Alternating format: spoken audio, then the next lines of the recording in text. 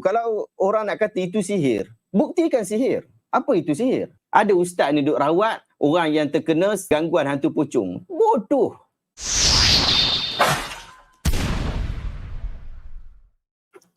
Assalamualaikum. Assalamualaikum warahmatullahi wabarakatuh. Okey Ustaz, saya nak memberikan sedikit pandangan dan sedikit pendapat lah dengan izin. Saya orang luar, tidak ada kaitan dengan JISB, tetapi kita mengikuti perkembangan Alarkam ni daripada kecil-kecil dulu. Ada atuk saudara, jiran, masuk dan sebagainya lah. Tetapi saya suka melihat bagaimana setelah diharamkan 2 kali pada tahap organisasi dia, Alarkam kena haram, kemudian Rufaqah kena haram, dan di peringkat amalannya pun diharamkan, iaitu Aurat Muhammadiyah. Dan saya rasa kerajaan telah mencuba pelbagai langkah lah di dalam usaha untuk memulihkan akidah diorang-diorang ini. Tetapi apa yang kita lihat secara faktanya sehingga hari ini, langkah-langkah yang diambil oleh kerajaan ini kelihatan tidak berkesan. Dan saya rasa apa yang akan berlaku, andai kata contohnya lagi 2-3 minggu ini disabit kesalahan pada Azura, pada Nasir ini, diorang pun bertaubat. Tetapi saya rasa ajaran-ajaran ini, Aurat Muhammadiyah ini akan tetap diamalkan. Kerana apa? Kerana diorang ini mempunyai cawangan, ya, dikatakan lebih di 20 negara.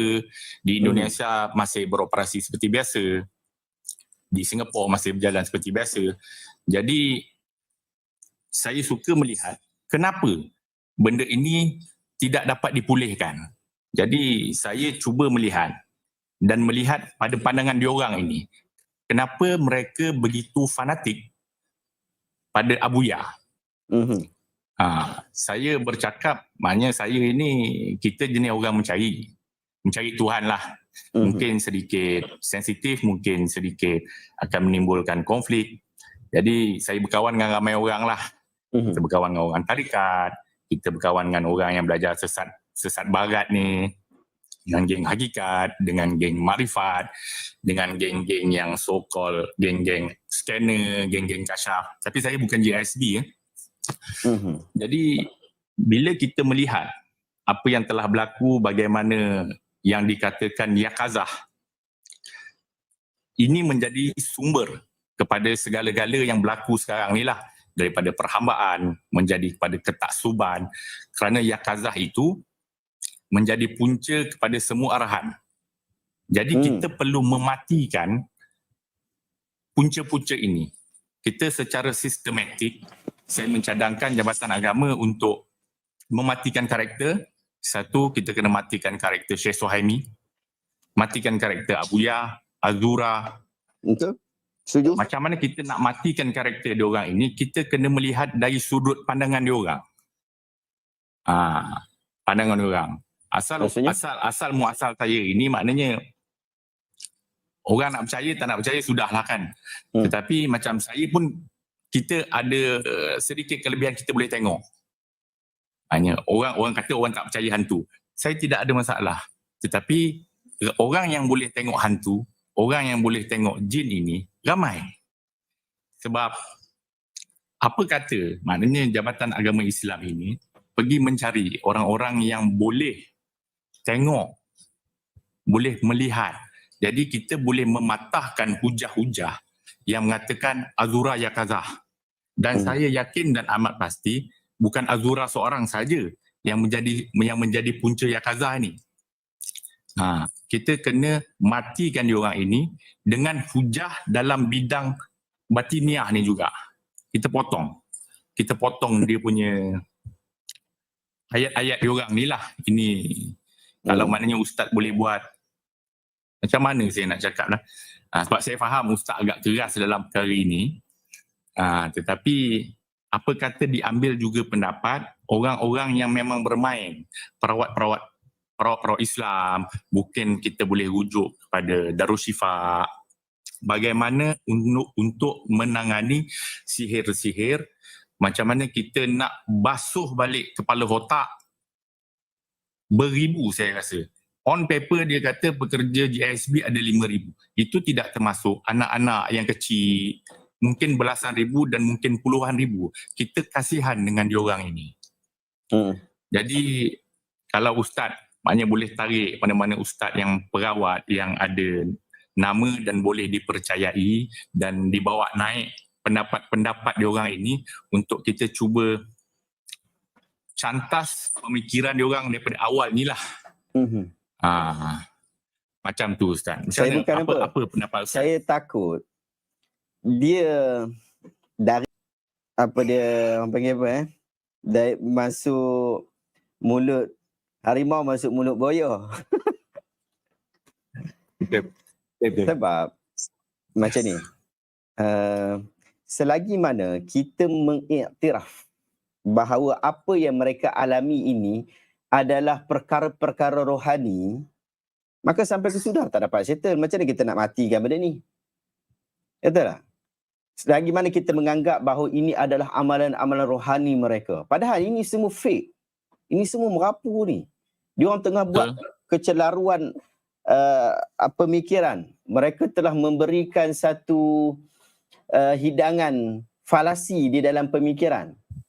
Lagi mana, dan saya tengok antara ubatnya adalah kita memberikan mereka kelayakan untuk menggunakan akal.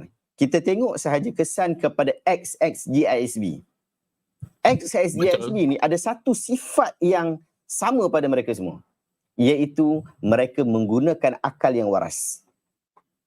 Selagi mana kita tidak menjadikan orang-orang ni menggunakan akal yang waras, mereka tidak akan bebas daripada amalan-amalan seperti ini. Dengan mereka menggunakan akal yang waras yang Allah Ta'ala kurniakan, kemudian telah melalui jalan kebenaran, dia akan meninggalkan GISB dengan ataupun meninggalkan ajaran-ajaran sesat ni dengan sepenuhnya. Dan itu telah terbukti. Saya tak apalah, ini semua pandangan setiap orang. Tapi saya tak setuju bawa ustaz-ustaz, perawat Islam ni pergi dekat dia orang ni buat benda. Satu, kalau orang nak kata itu sihir, buktikan sihir. Apa itu sihir? Siapa boleh bentuk sihir? Sihir ni adalah perkara ghaib. La ya'lamu man fis samawati wal ard al-ghaiba illa Allah. Yang duduk kat langit atau duduk kat bumi tak tahu tentang perkara ghaib melainkan Allah. Sihir termasuk dalam perkara ghaib. Kita tak tahu. Zaman Nabi SAW, Nabi bagi tahu bahawa beliau kena sihir dan sebagainya. Nabi adalah utusan Tuhan. Nabi adalah utusan Tuhan. Dia diberi maklum oleh Allah SWT. Zaman hari ni, kanser pun orang kata dia sihir. Kanser pun orang kata sihir. Penyakit-penyakit macam contoh ada tumpukan pada peha wanita pun dianggap sebagai sihir ataupun dianggap sebagai jin bersetubuh dengan wanita berkenaan, sedangkan itu adalah perkara biasa di dalam proses seorang wanita haid. Dan banyak lagi perkara-perkara seperti itu. Budak-budak nampak hantu. Nampak hantu ni ataupun nampak benda-benda gaib untuk budak-budak, dia ada banyak sudut. Antara sudutnya adalah dia disebut sebagai imaginary friend. Kan? Dia ada kawan yang gaib lah. Dan kawan gaib ni bukan orang Islam je. Orang bukan Islam pun dia tengok juga. Benda yang sama berlaku kepada mereka. Itu disebabkan ada banyak faktor yang membawa ke arah tu. Tetapi dia akan hilang setelah umur je pada satu tahap. Dan itu sekarang ni dianggap sebagai normal oleh sebahagian ahli psikiatri dan sebahagian ahli psikiatri kata dia tidak normal. Tetapi apabila dia meningkat dewasa, dia masih lagi ada melihat benda-benda seperti itu, dia perlu dibawa bertemu dengan pakar psikiatri. Bukan kita anggap dia sebagai seorang yang mempunyai kelebihan terbuka hijab dan seumpama dengannya.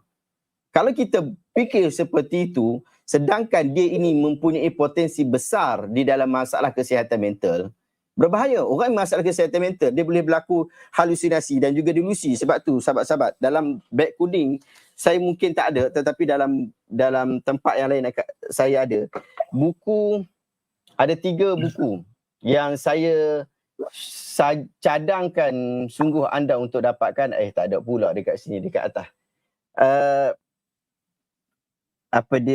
Tajuk buku tu ialah Aku diajari kehidupan. Aku dijangkiti Ustaz. kehidupan.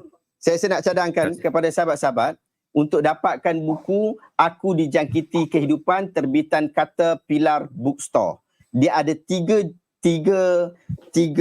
jilid lah, bukan 3 jilid lah, tiga volume.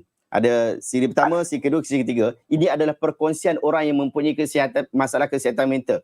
Ada skizofrenia, ada PTSD, ada macam-macam jenis lah. Dan kita tengok benda-benda ni, gejala benda ni ada pada orang-orang perawat rawatan sebahagian so-called Islam yang mendakwa perkara gaib, boleh bersembang dengan jin lah apa semua. Ini merepek.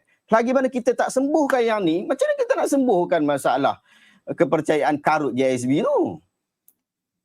Allah Alam. Ada kedengaran Ustaz, 1.5 dah Ustaz. Oh, 1.5. Oh, sorry. Okay. Nanti kita sambung Ustaz. Okay, boleh. InsyaAllah. Terima kasih banyak, Akhir. Terima kasih. Assalamualaikum. Boleh sahabat-sahabat sebelum saya berhenti, dah 1.5, saya dah janji dengan isteri saya dah 1.5, kita kena fokus dengan janji kita. Sahabat-sahabat, ini buku Akidah Asy'ariyah, dan sekali lagi macam isu tadi saya agak suka juga untuk bahas sebab saya ada tulis dalam buku saya ini berkaitan tentang kepercayaan terhadap hantu ataupun akidah Asy'ariyah terhadap kepercayaan kepada perkara gaib berdasarkan pada Quran dan Sunnah. Ingat, dekat dalam muka surat 96 saya sebut, dalam akidah Islam, khususnya menurut pandangan aliran Asy'ariyah, keimanan kepada perkara gaib adalah satu aspek yang amat penting. Asy'ariyah menegaskan bahawa wajib beriman kepada perkara gaib yang hanya datang daripada Quran dan Sunnah sahaja. Ini adalah kerana kedua-dua sumber ini merupakan wahyu yang terpelihara dan menjadi asas kepada kepercayaan dan amalan seorang Muslim. Hanya wajib percaya apa yang ada dalam Quran dan Sunnah. Itu saja kewajipan kita. Tidak ada kewajipan kita untuk percaya pada perkara yang tidak ada dalam Quran dan Sunnah. Yang mendakwa disihir, yang mendakwa dipermainkan oleh jin dan seumpama dengannya, orang yang kata boleh berinteraksi dengan jin. Merepek. Mungkin kalau betul pun mungkin 1-2 lah, tapi sangat tipis potensi dia. Kerana ini adalah rahsia Allah SWT. Allah tak sebut dalam Quran jelas tentang hal ni. Kita tidak mengambil pengajaran tentang hal ni, itu yang masalah pada kita. Kita kena berhati-hati. Ingat, benda-benda kalau kita tak berhati-hati, merepek banyak dekat TikTok kita ni. Awak tengoklah tiap-tiap malam, perawat-perawat Islam, konon Islam, merepek. Bersembang dengan hantu pocong, bersembang dengan langsui, bersembang dengan jin. Apa tadi saya tengok ni? Apa lah? Merepek-merepek. Ini semua tak ada dalam agama. Agama bukan suruh macam tu. Agama ada pegangan kita. Bukan benda khurafat yang merepek, merapu dan meraban macam ni. Kita pegangan akidah kita ialah pegangan yang kukuh. Bukan sekadar kepada assumption. Hantu pocong ni saya sebut tentang hantu pocong. Ada ustaz ni duduk rawat orang yang terkena gangguan hantu pocong. Bodoh. Sebab apa? Hantu pocong tak ada. Setelah seseorang itu meninggal dunia, tidak ada hubungan dia dengan dunia. Tidak ada hubungan roh orang yang telah mati dengan orang yang masih hidup ketika jaga. Tidak ada. Ada perbahasan berkaitan tentang ketika mimpi. Tetapi ketika jaga sudah tidak ada. Tidak ada hubungan itu. Orang yang telah mati-mati, hidup-hidup. Apatah lagi hantu pocong ni ada sejarah dia. Dia ni, dan ceritalah, dia ni adalah perempuan yang mengandung. Kemudian dia mati, dia dibunuh. Dizalimi, dia dibunuh. Lepas tu roh dia bergentayangan, kemudian dia kacau orang. Apa benda ni? Agama mengangkat orang yang dibunuh dengan dizalimi. Minta maaf saya sebut perkataan yang tidak dibenarkan di TikTok. Agama. Pontianak. Agama kalau orang tu zalim, kan? Orang tu zalim, Pontianak, saya sebut apa tadi langsung ya. Pontianak. Orang tu dizalimi, dia mati, dia dapat syahid. Dia dimuliakan Allah Ta'ala. Ini pula bergentayangan duduk, cari entah apa-apa. Ini tak betul. Sebab tu saya kata banyak kali, kalau orang duk kata jumpa hantu, cakap je jumpa hantu, jumpa saya. Tak ada, ini merepek. Dan ini berkaitan tentang akidah kita. Teruk kita. Teruk.